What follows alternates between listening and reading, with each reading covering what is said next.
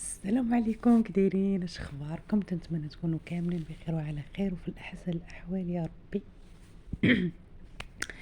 اختي كنت جالسه تشهيت كيكه وماشي بزاف باش رحلت. الفران باقي عندي مشكوك فيه، يعني كيطيبش دغيا. الا طيبت فيه غير الخبز كيتعطل. ومني تشهيت كيكه وخفتها ما تجينيش مقاده، قلت غادي نديرها في الكسكاس. المهم كنت مجربها شحال هادو، صدقات زوينه. المهم طابت، قلت انا غادي نجربها ونشوف كيف غتخرج ان شاء الله.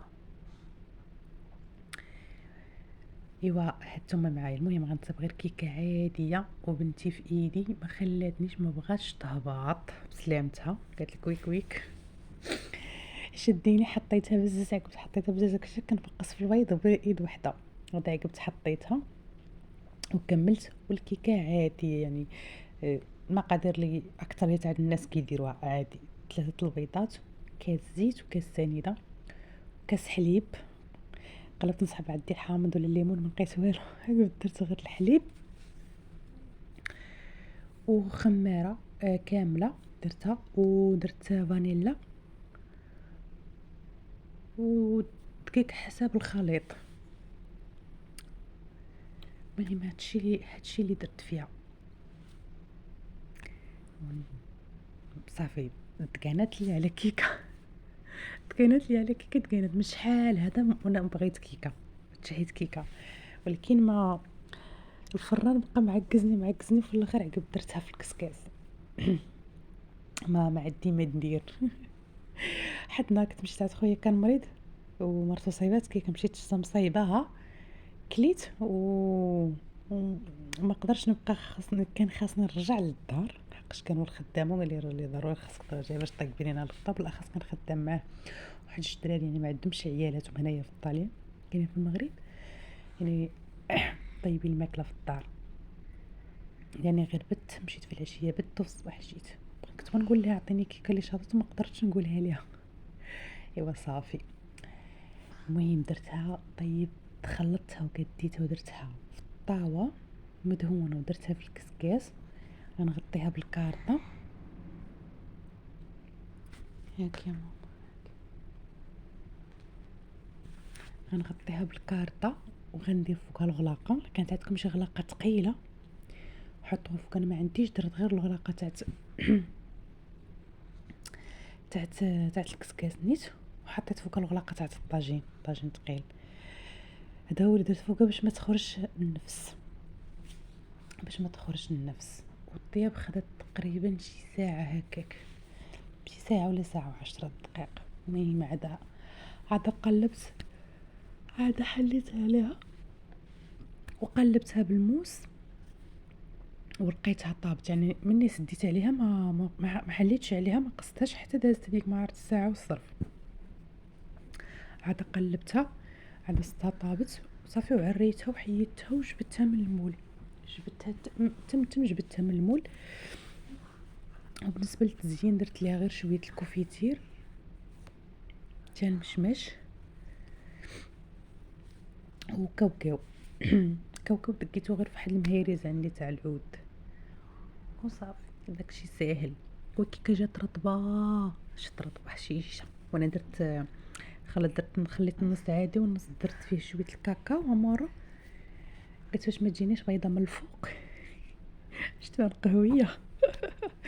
المهم جات زوينه، انت بغيتي تجربوها جات زوينه. المهم بالنسبه لي ما عمرها درتها في الكسكاس، ولا ما عندهاش الفران،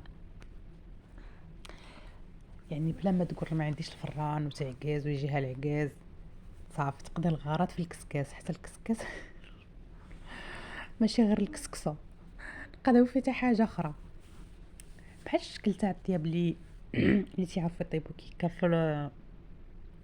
في الكوكوت. انا بصراحه ما كنعرفش نطيبها في الكوكوت، ما عمري جربتها. مي كاين اللي كطيبها تبارك الله في الكوكوت حتى هي كطلع زوينه تقريبا بحال هادي، غير في الكوكوت كتجي حمرا من التحت وهي كتبقى نيت بيضه من الفوق. اما هنايا في الكسكاس كتجي بيضه، يعني من الفوق من التحت من الجناب كامله، يعني كتجي بيضه. لما كنتيش ديري فيها الشكلاط، ملي كديري فيها هكايا كاكاو يعني ما كتبقاش تبان لك هذيك البيوضه، يعني كتبقى غير بيضه من التحت، ولكن راها طايبه مزيان. يعني خشيت فيها الموس من كاع النواحي. هي غادي نقسمها معكم بالموس وغادي نشوفوها كي دايره. المهم جات زوينه وجات طيبه.